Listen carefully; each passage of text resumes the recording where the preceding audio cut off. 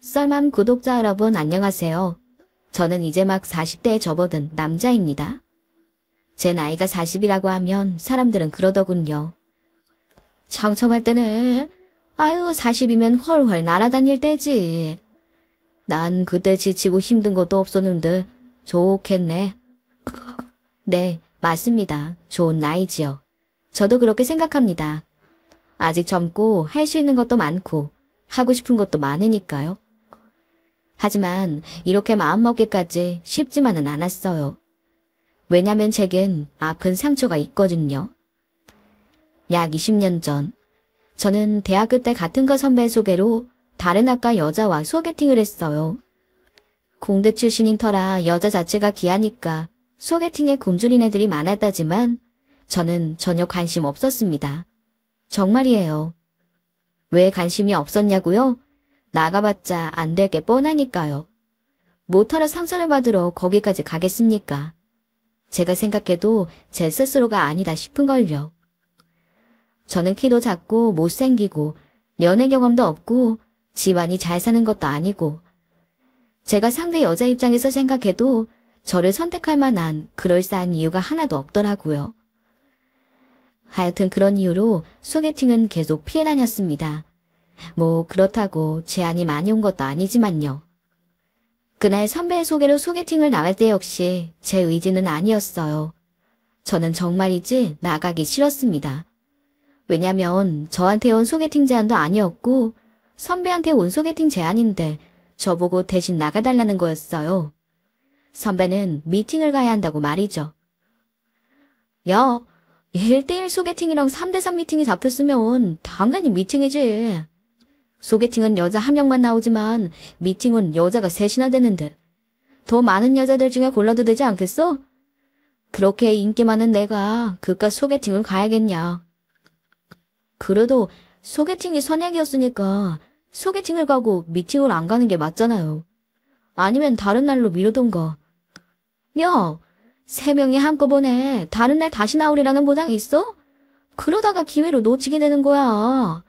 게다가 소개팅은 내가 친구의 형님의 친구의 동생이라 다른 날로 옮겨달라고 말 꺼내기도 쉽지 않아. 난 지금 기회를 둘 다 잡고 싶어서 그런 거라고. 그러다 둘 다 놓치는 건 아니고요. 헛소리 할 거면 다른 사람 보낸다. 제발 그렇게 해주세요. 안 돼. 왜요? 만약 진짜 괜찮은 여자가 나왔는데 나 대신 보낸 사람이 그 여자랑 잘 되면 어떡해. 그럼 내가 억울하지 않겠냐? 그러니까 절대 그럴 리 없는 사람을 보내야지. 저거 그만큼 믿을만 하다는. 제 말이 끝나기가 무섭게 저는 선배의 속셈을 알아버렸습니다. 선배의 그 자신만만한 표정 때문에 말이죠. 저보고 그럴 리가 없는 사람이라고 하는 건 절 믿어서가 아니라 저는 누가 봐도 한눈에 반할 만한 외모를 가진 사람은 아니라는 뜻이더군요. 선배, 인간 맞아요. 진짜 너무한 거 아니에요? 야, 미안. 아, 근데 내가 진짜 너무 가고 싶은데 내가 아까워서 그래. 근데 이 저를 기회를 내가 어떻게 포기하니? 저런 선배랑 엮일 여자도 참 불쌍하다 싶었습니다. 저렇게 여자를 좋아하는 남자한테 착한 여자가 아무것도 모른 채 콩깍지 씌어서 이용이나 당하는 게 아닐까 싶어서 말이죠. 하지만 뭐 그게 누구든 저랑 무슨 상관이 있겠어요. 남의 인생에 제가 관여할 바가 아니라고 생각했죠. 제가 선배 대신 나가면 뭐 해줄 건데요? 뭐 해줄까? 뭘 원하는데? 선배는 이렇게 원하는 걸 이야기하면 쿨하게 줄 수 있는 재력을 가진 남자였어요. 물론 키도 크고 여자들이 좋아할 만한 외모를 가진 사람이기도 하고요. 지나치게 여자를 좋아하는 것 빼고는 뭐 괜찮은 사람이라고 해야 할까요? 아무튼 저는 이렇게 제안했죠. 일주일 동안 저 밥 사주고 술 사주고 또 뭘 얘기할까? 야, 고음도 소박하다 진짜. 고작 고민한 게 그거라니 왜. 아이 해줄게 됐냐? 그 대신 너 진짜 다녀와야 된다. 안 갔으면서 간 것처럼 뻥치기 없게. 알았어. 야, 그리고 그럴 리는 없겠지만 잘 되게 없길. 알았다고요. 그렇게 저는 약속 장소로 향했습니다. 아무리 대신 나온 거라지만 그래도 여자와의 만남인데 늦게 가는 건 아니다 싶어서 좀 미리 준비했더니 40분이나 일찍 도착했더라고요. 약속 장소는 소개팅할 여자가 다니는 대학 근처였어요. 여대 정문에서 멀지 않은 곳에 있는 파스타 집이었죠. 기다리는 동안 어디 딱히 갈 데가 있는 것도 아닌지라 저는 그냥 그 파스타 집으로 들어갔어요. 식당 문을 여는 순간 저는 내가 올 만한 곳이 아니구나. 오늘 선배한테 잘못 걸렸구나 싶긴 했습니다. 남자들끼리는 절대 가지 않을 인테리어로 꾸민 레스토랑이더라고요. 벽지는 하얗고 주변에는 풀과 꽃으로 장식되어 있어 동화 속에 나오는 공주님 정원 같은 느낌이랄까요? 좀 부담스러운 느낌의 내부였어요. 대충 자리를 잡았고 할 것도 없으니 오지 않는 핸드폰만 만지작거리다가 주변을 둘러보았죠. 거긴 미팅, 소개팅의 교과서 같은 공간처럼 보여서 그런지 동성끼리 온 팀은 없었어요. 계속 있다 보니 생각보다 금방 적응이 되더라고요. 저 아니어도 거기 있는 모두가 다 저처럼 멀뚱멀뚱해하면서 어색한 미소를 짓고 있었으니까요. 그래서 나도 언젠가 연애가 하고 싶어져 내 의지로 이런 곳에 오게 된다면 저렇게 어색한 표정은 짓지 말아야지 생각하며 메뉴판을 들여다봤습니다. 가격은 얼마고 주변에서 많이 시키는 메뉴가 뭔지는 알아야 할 것 같아서요. 물론 오늘의 밥값은 제가 내는 건 아니었어요. 선미가 제게 쿨하게 카드까지 쥐어줬으니까요. 그렇게 주변 사람들 구경과 메뉴 구경을 하고 있으니까 입구에 한 여자가 들어오더군요. 누가 봐도 딱 무용과인 것 같아서 저도 모르게 손을 번쩍 들었네요. 그러자 여자가 입가에 미소를 띠면서 제 옆에 앉았습니다. 오래 기다리셨죠? 저 김미정이에요. 네. 아니요. 저는 40분 전에 오긴 했는데 꽤 기다릴만 했어요. 그래요? 그럼 다행이다. 우리 메뉴부터 시킬까요? 그녀는 성격이 무척이나 쾌활해 보이더군요. 밝고 잘 웃고 사람을 편안하게 만들어주더라고요. 파스타 좋아하세요? 뭐 드시고 싶으세요? 전 파스타 안 좋아해서 아무거나 먹어도 돼요. 그냥 제일 비싼 거 시키죠 뭐. 어머, 파스타 안 좋아하시는구나. 그럼 나갈까요? 저를 위해서요? 굳이. 네? 파스타 안 좋아하신다면서요? 그렇긴 한데 제가 좀 오래 앉아 있었던 터라 그냥 나간다고 하면 욕을 바가지로 먹을 것 같은데요. 그럼 1차는 여기서 간단히 먹고 2차는 맛있는 거 먹으러 나가요. 나랑 2차까지 가려고? 저는 적잖이 당황했습니다. 마음에 안 들면 1차로 밥 먹고 땡. 그게 공식 같은 거 아니던가요? 하지만 싫지만은 않더라고요. 제가 싫지는 않다는 거니까요. 저한테 이런 기회가 언제 또 오겠어요. 그래서 오늘 하루는 그냥 되는 대로 놔두자 싶었죠. 이후 그녀는 원하는 대로 음식을 시켰고 음식은 예상했던 것보다 빠르게 나왔어요. 음식이 나오기 전까지 그녀는 제가 별로 반응이 없었는데도 아랑곳않고 이야기하더라고요. 마치 그동안 자신의 말을 들어줄 사람이 없었다가 드디어 들어줄 만한 사람을 만난 것처럼 말이에요. 그런 모습에 싫지 않았어요. 근데 한편으로는 걱정도 되더라고요. 그런 일은 없겠지만 쓸데없는 생각도 들었고요. 내가 소개받으러 나온 것도 아닌데 이 사람이 나한테 호감을 느끼면 어쩌지? 내가 그 선배인 줄 알고 조건이 좋아서 나한테 호감을 보이는 거라면 큰일인데. 대신 나온 거라고 솔직하게 말할까? 갑자기 제 표정이 진지해지니까 파스타를 아주 맛있게 먹고 있던 그녀가 포크를 내려놓고 제게 묻더라고요. 갑자기 왜 그래요? 무슨 일 있어요? 네, 그런 것 같아요. 왜요? 뭔데요? 사실 오늘 솔직하게 말하려고 하는데 혹시 그녀가 기분 나빠하면 어쩌나 하는 생각이 들어서 순간 걱정이 되더라고요. 제가 뜸을 들이고 있으니까 그녀의 미간이 찌푸러지며 저를 걱정하는 눈빛이 되었습니다. 집에 무슨 일 있어요? 빨리 가야 돼요? 아니요, 그런 건 아닌데. 그러니까 그게... 그럼 뭔데요?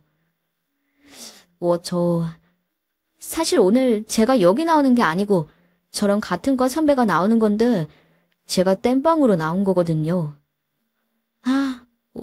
세상에. 많이 충격받았어요? 미안해요. 아니요. 그래서 모르셨구나. 제가 처음 만나자마자 김미정이라고 제 소개했잖아요. 원래 오늘 나오기로 한 애는 박미정인데 이지집애가 오늘 갑자기 생리통이 터져서 너무 아프다고 하면서 도저히 못 나가겠으니까 그냥 저보고 대신 나가달라고 해서 등 떠밀려 나온 거거든요. 그래서 만약에 절 만나자마자 왜 박미정이 아니고 김미정이냐고 물으면 뭐라고 대답해야 되나. 전 그게 걱정이었는데. 이제 걱정이 싹 사라졌어요. 그녀는 신나서 배시시 웃더라고요. 그녀의 미소에 저도 덩달아 기분이 좋아졌습니다. 그리고 첫 만남에 생리통이라는 단어를 아무렇지도 않게 꺼내는 그녀가 털털해 보이기도 했고요. 정말 다행이네요. 근데 어떤 사람이 나올 거라는 이런 얘기는 듣고 나오셨을 텐데 되게 실망하셨겠어요? 실망이요? 왜요? 전 진짜 몰랐어요. 왜냐면 걔가 저한테 얼굴 하얗고 외모도 나쁘지 않은 사람이라고 그랬거든요. 그래요? 그럼 생각하는 거랑 엄청 달랐던 거 아니고요? 제가 생각했던 느낌이랑 별반 다르지 않던데요? 제가요? 네. 근데 제가 키가 좀 작아요. 돈도 없고요. 그런데요. 괜찮아요. 전 160인데 저보단 크잖아요. 돈이야. 저도 없는데요? 학생인데 당연하죠. 그리고 돈이야. 나중에 벌면 되죠. 그쵸. 그럼 된 거죠? 와, 저는 초면에 진짜 이렇게까지 솔직하게 이야기하게 될 줄은 몰랐네요. 누가 제 외모가 나쁘지 않다는 뉘앙스로 말하는 것도 처음 들었고 남중 남고 공대인 제가 이렇게 여자랑 단둘이 편안하게 이야기를 나누고 있다는 것도 정말 너무 놀랄 일이었어요. 신기하더라고요. 근데 더 놀랐던 건 이렇게 이야기를 나누는 동안 제 소개도 안 했다는 거였습니다. 그녀가 물어보고 나서야 비로소 알아버렸죠. 그럼 이제 정식으로 본인 소개 좀 해주세요. 제정신 좀 죄송해요. 저는 기계과 김동식입니다. 저는 무용과 김미정이요. 이렇게 인사를 나누었던 모습은 우리가 마치 청춘 남녀가 등장하는 영화 속 주인공처럼 느껴지더라고요. 한순간 시간이 멈춘 듯 서로의 얼굴을 보며 배시시 웃어 보였네요. 그리고 우리는 아까보다 더 가까워진 느낌으로 자연스럽고 편안하게 이야기를 나누었죠. 그녀와의 이야기에 얼마나 몰입했는지 제 파스타는 음식이 처음 나왔던 상태와 별반 다르지 않았고 그녀는 언제 그렇게 먹었는지 그릇이 거의 비어있더라고요. 이제 한 입 먹어보려는데 그런 제가 파스타를 싫어해서 억지로 먹으려는 사람처럼 보였는지 그녀는 제게 이렇게 말하더군요. 먹기 싫으면 억지로 먹지 마세요. 그러다가 괜히 탈나요. 그러면서 제 파스타 그릇을 자기 쪽으로 가져오더라고요. 파스타를 싫어하는 건 아니었지만 그날부터 파스타를 싫어하는 사람인 척, 아니 싫어하는 사람이 되어야겠다고 생각했습니다. 그녀는 제 파스타 가지 가뿐하게 먹어치운 후 또 저를 보며 배시시 웃었고 저는 배가 고픈 건 아니었지만 그래도 혹시나 하는 마음에 제 뱃속에서 꼬르륵 소리가 크게 나지 않기만을 바랬네요. 아침은 원래 먹지 않고 시간이 애매해서 점심을 먹지 않고 이동했더니 졸지에 저녁이 첫 끼가 되어버렸는데 음식을 제대로 먹지도 않았으니까 말이죠. 파스타집을 나온 후 그녀는 제게 산책을 하자 했어요.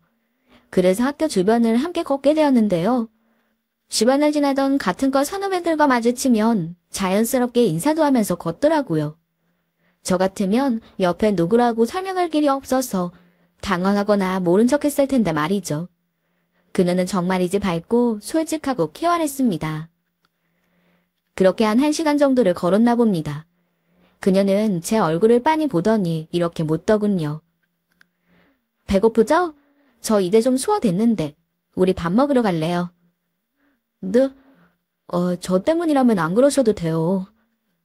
에이, 그러지 말고 또 먹으러 가요. 저 공연 끝나서 요즘 살 좀 찌워도 되거든요. 먹을 수 있을 때나 이렇게 먹지. 평소엔 꿈도 못 꾼다고요.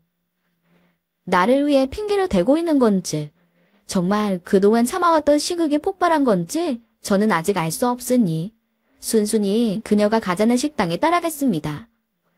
아까 갔던 파스타집하고는 전혀 다른 분위기더라고요. 약간 뭐랄까 시골집 같은 분위기? 신발 벗고 들어가는 식당인데 노란 장판이 깔려있고 천장은 낮고 집을 개조해서 식당으로 만든 것 같은 그런 곳 말이죠. 자리를 잡고 앉자마자 그녀는 손을 번쩍 들더니 이렇게 외쳤어요. 이모, 여기 부대찌개 인분이랑 공기밥 2개요. 밥을 또 먹을 수 있겠어요? 그래서 갖고 왔잖아요. 난 소화 다 됐는데.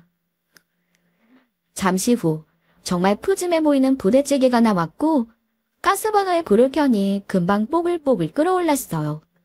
익숙한 메뉴와 음식 냄새를 맡아서인지 그제야 배가 고프더라고요. 그녀는 앞접시에 찌개를 덜어서 제게 먼저 주고 그 다음에 자신의 그릇에 찌개를 덜더군요. 어떻게 보면 아무것도 안 할 수 있지만 저는 그런 모습도 참 좋아 보였습니다. 뭐랄까 만나는 내내 저를 배려하고 있는 모습이 느껴졌으니까요. 그 부대찌개집은 정말 맛있었어요. 밥도 꼬슬꼬슬 어찌나 그렇게 윤기가 나던지 모르겠더군요. 게다가 찌개도 너무 맵지 않고 정말 시원하고 깔끔한 국물 맛이 아주 마음에 들었네요. 제가 먹는 모습을 보더니 그녀가 그러더군요. 이 집 어때요? 네, 정말 맛있네요. 아, 다행이다. 사실 이 집이 맛은 끝내주는데 먹기 전까지는 약간 망설여지는 곳이긴 하잖아요. 그래요? 뭐가요? 아, 저 데이트로 오기엔 분위기가 좀... 아, 저는 그녀가 어떤 의도로 그런 말을 했는지 너무나도 잘 알기에 저도 모르게 큰 소리로 웃어버렸어요. 근데 그러면서도 그녀가 첫 데이트라고 한 말이 왠지 마음이 설레고 귀엽게 느껴지더군요. 그러면서 한편으로는 이런 생각도 들었죠. 2번째, 3번째, 아니 10번째 데이트가 이렇게 낡고 허름한 곳일지라도 그녀와 함께라면 너무 좋겠다는 생각 말이에요. 그러자 그녀가 그러더군요. 저 지금 저 데이트라고 한 말, 새겨 들으시라는 거예요. 그 다음 데이트는 제가 안 정할 거니까.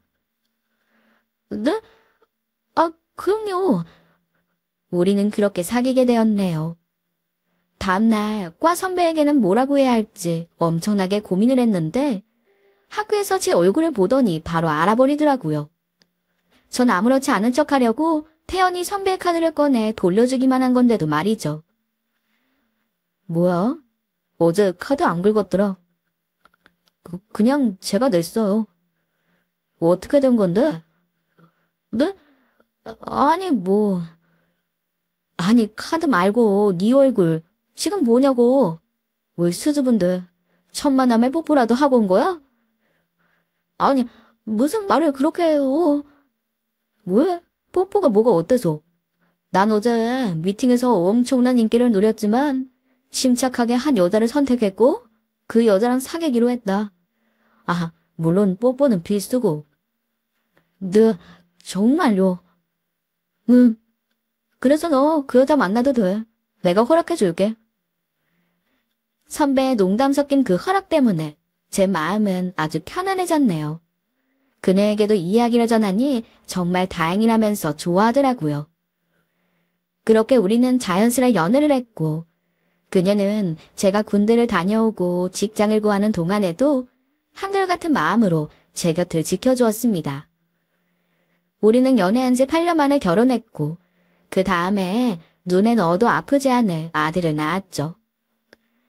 나 요즘 진짜 너무 행복해.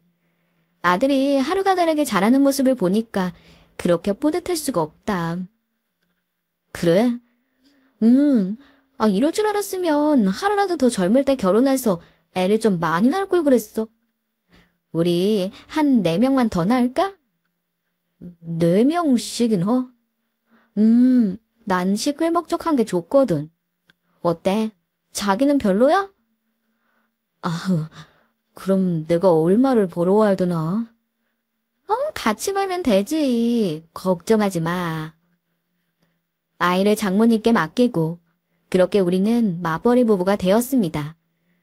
아내는 발레 학원에서 강사를 했고 저는 조그만 회사를 다녔지요. 시임이 많은 건 아니어도 모아둔 돈은 없어도 그래도 우리는 행복했어요. 하지만 아내는 시간이 지날수록 마음이 조급했나 보더라고요. 테스트기 해봤는데 이번에도 임신 아니래. 어떡하지? 걱정하지 마. 때가 되면 생기겠지. 지금 나도 애랑 3살 터울이야. 3살까지는 또리니까 그렇다 쳐도 4살부터는 나이 차이 나서 서로 놀기도 어려워. 아니야. 형제가 생기면 다 놀아. 나도 5살 어린 동생이랑 잘 놀았어. 그건 자기가 동생을 놀아준 거지 같이 논 건 아니잖아. 진짜 미치겠다. 등록 날짜가 맞았는데 왜 안 된 거지? 왜 임신이 안 되는지 그렇게 걱정이면 병원이라도 가볼까? 아내와 저는 산부인과에 갔습니다. 병원에서는 아내가 너무 마르고 약간 허약한 체질이기도 했고 자궁 자체도 그리 튼튼한 편은 아니라고 하더라고요. 게다가 빈혈 수치가 높으니까 병원에서는 아이가 생겨도 문제라고 할 정도였네요. 저는 차라리 좀 쉬었으면 좋겠지만 아내는 집에서 가만히 쉬면 우울해질 것 같다며 그건 싫다고 했어요. 하지만 그렇게 병원에서 나오고부터 아내는 시무룩해 보였습니다. 어떻게 해야 하나 회사를 가도 하루 종일 그 생각뿐이었죠. 회사 사람들 중 친한 사람들에게 조언을 구해봤지만 딱히 와닿는 해결책이 없더라고요. 그러자 제 옆자리에 앉은 대리가 그러더군요. 혹시 강아지라도 키워보실래요? 네, 강아지요?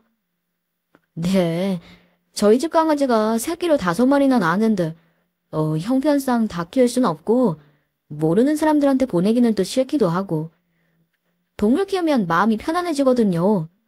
스트레스도 해소되고 아이 정서에도 좋아요. 아내분 마음이 편해지면 좋은 소식이 들려올 수도 있는 거니까요. 네, 그럼 부탁드려요. 제가 살해할게요. 그리고 얼마 후 저는 집에 새끼 강아지를 데리고 왔습니다. 저 떼고 데려오느라 시간이 좀 걸리긴 했지만 그래도 대리를 통해 강아지 돌보는 법을 배워 잘 키울 자신도 생겼습니다. 현관문을 열려고 하니 내심 긴장되더라고요. 평소 강아지를 무척이나 좋아하던 아내였지만 직접 키우는 건 다른 문제니까 아내가 어떤 반응을 보일지 몰라서요. 저는 용기를 내 문을 열었어요. 아들, 아빠가 동생 데려왔다. 아들과 아내는 제 목소리를 듣자 현관으로 달려왔고 제 품에 있는 작고 복슬복슬한 털을 가진 하얀 강아지를 보고서는 기뻐서 어쩔 줄 몰라 하며 발을 동동 굴렀습니다. 웬 강아지야? 세상에 너무 귀엽다. 우리가 키워도 되는 거야?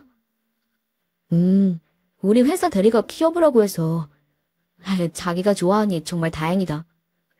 아빠, 나도 좋아. 얜 이제부터 내 동생이야. 내 이름이 준석이니까 얘는 준돌이.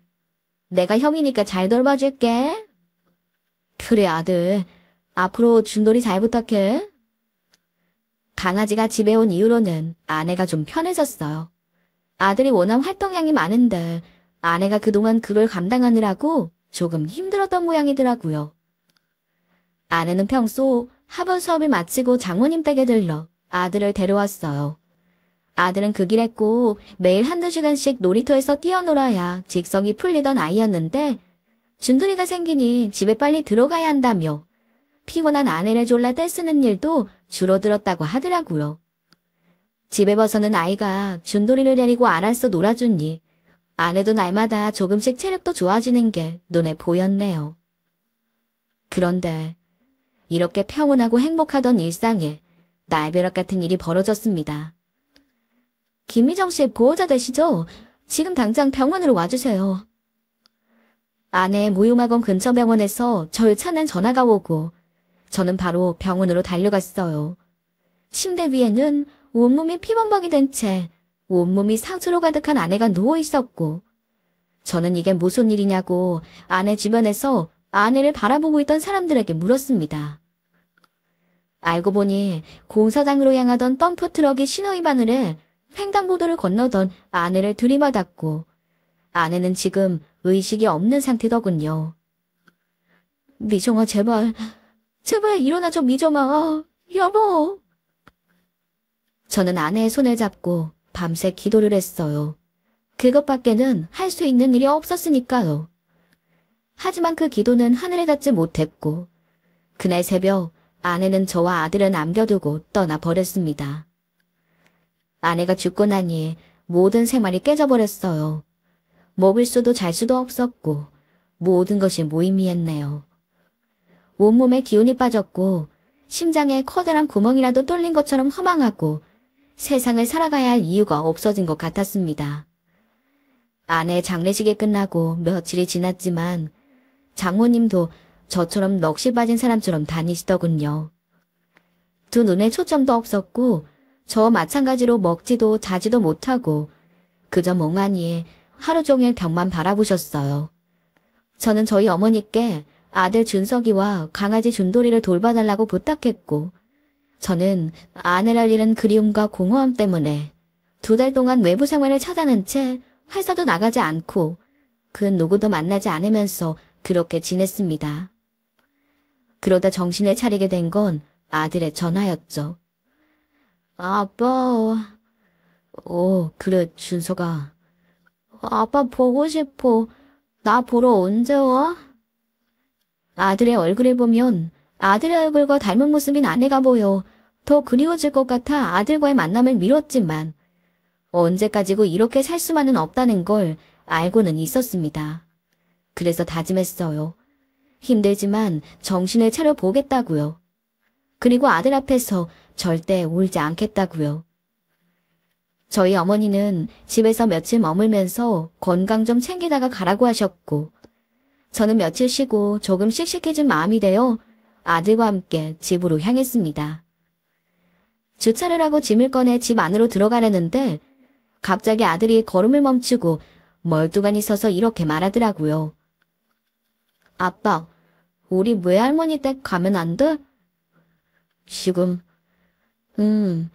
외할머니는 아직까지 슬퍼하고 있을지도 모르잖아. 녀석의 말이 옳았습니다. 장모님은 저보다 더 힘드실 테죠. 아들이 그동안 어머니 집에서 생활했기 때문에 양손에 든 짐도 많았고 가방 안에는 강아지도 있어 빨리 집에 들어가고 싶었지만 준석이 말대로 장모님 댁에 가는 게 맞다고 생각했어요. 거기서도 며칠 머무르며 혼자 슬퍼하고 계실 장모님을 조금이라도 챙겨드리고 와야 제 마음도 편할 것 같았죠. 그렇게 마주한 장모님께서는 얼굴에 뼈가 다 드러날 정도로 그새도 야이셨더군요.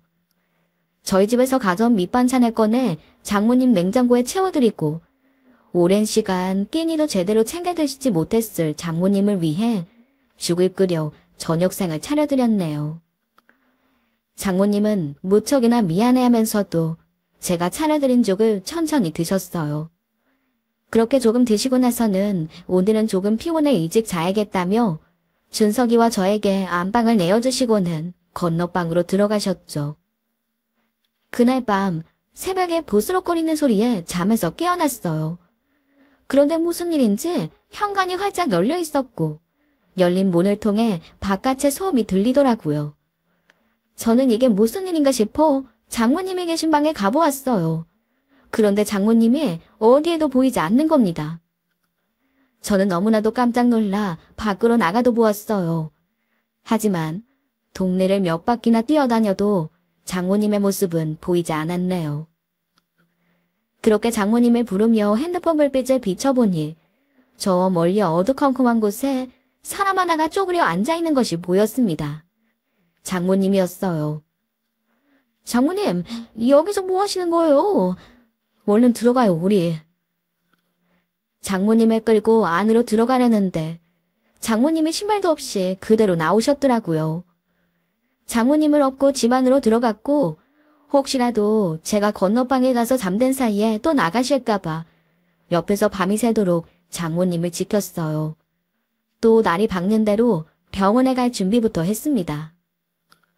그런데 이번에는 매일 아침 누구보다 먼저 일어나 집안을 돌아다니던 강아지 준돌이가 보이지 않더군요. 저는 침대 및 화장실, 장롱안 등 준돌이의 이름을 부르며 곳곳을 살펴보았어요. 제 목소리에 잠에서 깬 아들도 눈을 비비며 준돌이부터 찾았죠.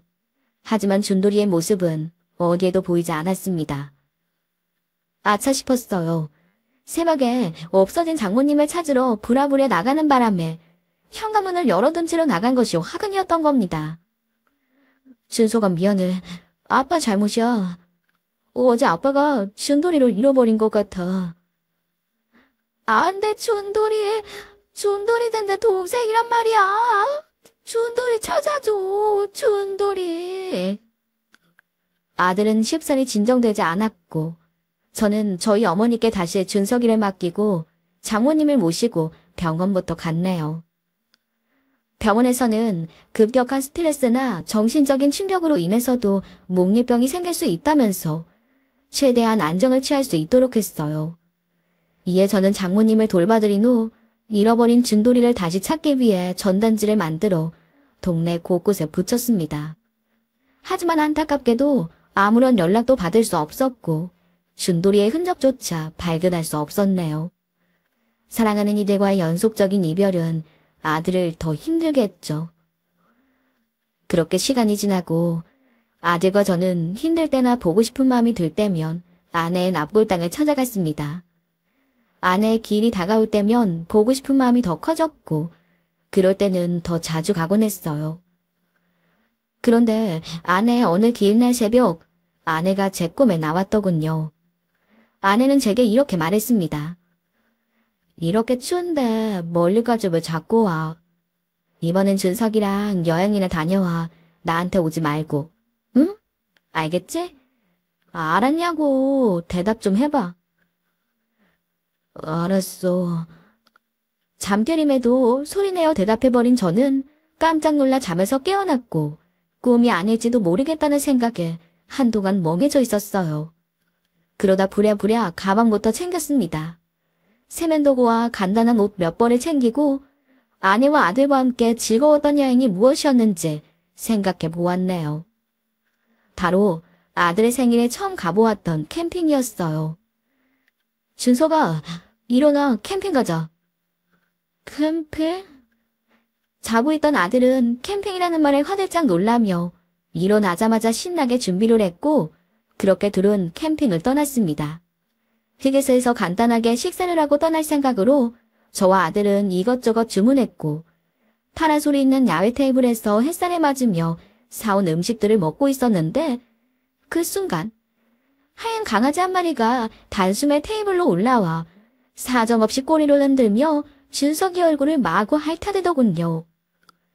그 강아지는 누가 봐도 준돌이였어요. 준돌아! 준석이는 강아지를 꼭 껴안으며 울었고 강아지를 뒤쫓아온 여자는 준석이와 강아지의 모습을 보며 당황스럽다는 표정이었네요. 저 역시 반가운 마음이 컸지만 그래도 혹시나 하는 마음에 여자분께 조심스럽게 물어보았죠. 신한 아파트 근처에서 키우던 강아지를 잃어버렸어요. 준돌이라고. 아들이 동생처럼 여긴 강아지였는데 그 강아지가 맞는지 확인해봐도 될까요? 신한 아파트면 저희 동네 맞아요. 그리고 강아지 행동을 봐도 아무래도 찾으시던 준돌이가 맞는 것 같은데요. 제가 처음 발견했을 때 강아지가 목걸이를 하고 있었어요. 은색 목걸이요. 근데 저희 딸이 이름을 새로 지어줘서 이젠 그 목걸이를 하지 않지만요. 옆에서 이 상황을 지켜보던 여자아이는 울상이 되었더군요.